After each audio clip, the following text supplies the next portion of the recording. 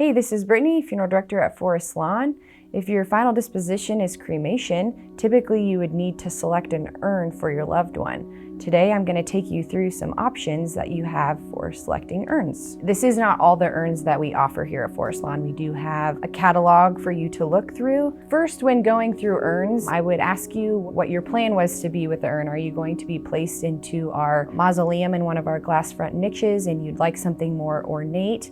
Or are you going to be doing an in-ground burial in the cemetery? That would kind of depend on what kind of an urn you selected. Obviously the metal urn, this is something that can be buried in the ground. Something with like a wood or a glass or porcelain, that's gonna be something that has to be, if you're doing in-ground burial, that would have to be placed into an urn vault. Urns vary, so typically if you can dream it, it's probably out there somewhere. This urn here is a customized wood urn. Just for instance, this little piece of here, this medallion can come off. You can put maybe your loved one was a gardener, or maybe they were in the military. There's different appliques that can go on that urn. This is typically displayed in a glass front niche. Your ceramic urns, these can be buried. If you do choose to bury that, it does have to be placed into an urn vault. Obviously, all these come in different colors. It just kind of depends what your loved one or what you're wishing to get for your loved one. We do offer little keepsake urns.